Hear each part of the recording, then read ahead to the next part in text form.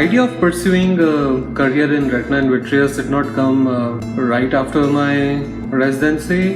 The more surgeries you do, you also end up in certain complications. So in one such situation, I had a nucleus drop and I was not able to manage it because I wasn't a trained vitreoretinal surgeon, and that case kind of triggered me to think if I would like to pursue training as a retina vitreous surgeon. So I spoke to a few of my friends and seniors, and they really encouraged me. In the late 90s, there were very few centers, very handful centers in India who offered surgical vitreoretina training, and Manish Nagpal was 1 year senior to me. I spoke to him, and then I interviewed at Retina Foundation, and luckily I got in a 1-year fellowship there, trained with Dr. P Nagpal. So, and after having done that, I wanted to practice in an institutional based setting, and so I went on to explore a position at Sankara Nethralaya.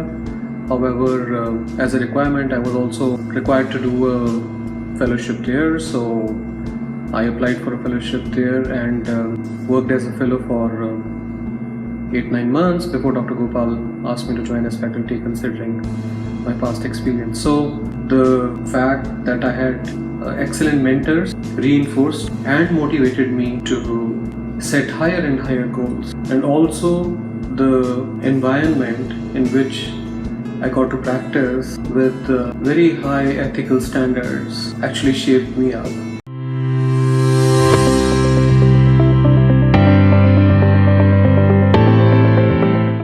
Choosing a profession that you never want to break from.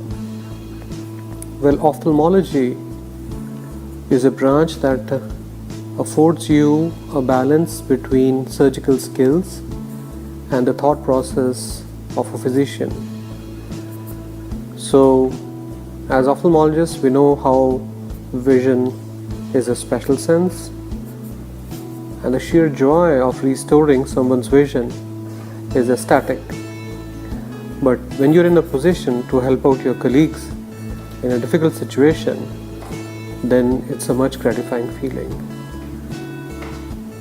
We often receive a lot of referred cases, not only with posterior segment complications from our anterior segment colleagues, but also referrals for complex trauma like occupational chemical injuries, retinopathy of prematurity, advanced cases, and those that need a combined effort from both anterior and posterior segment surgeons, like combined PK-WIT or PK-WIT glaucoma and so forth. So there's a lot of room to evolve as a surgeon, and also for innovations in terms of imaging, instrumentation and drug delivery. Special mention for cases of ocular oncology, which is a multifaceted care and needs a lot of application of thought towards individualizing care for such patients.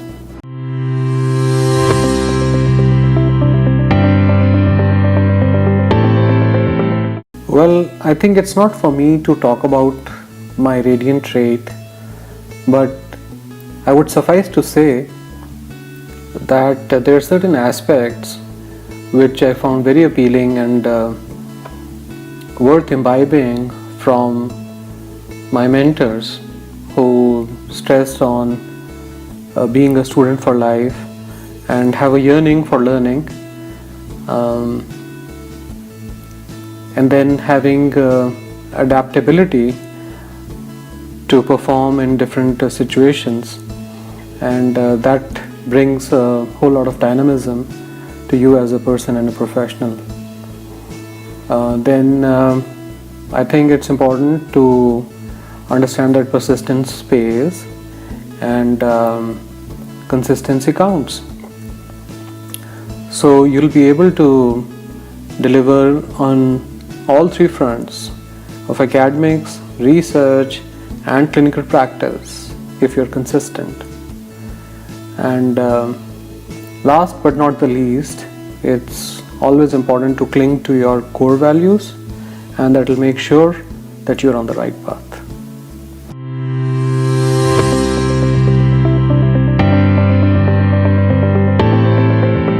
As healthcare professionals in general and vitreoretinal surgeons in specific, we have our fair share of challenges in personal and professional lives. So there have been a lot of ups and downs in our lives, and we realize that striking a balance between work and life is of utmost importance. We all have to deal with the long years of training, often late marriages, and pressing family commitments and demanding work schedules. So having a spouse in the same specialty and working in the same institutions has its own benefits. My wife, Dr. Ekta Rishi, has been a pillar of support and strength all these years. Initially, we had a lot of struggle to go through, and it's difficult being in the same levels of your professional life together, but it takes a lot of understanding and accommodation to be able to pass through those phases, difficult phases of life.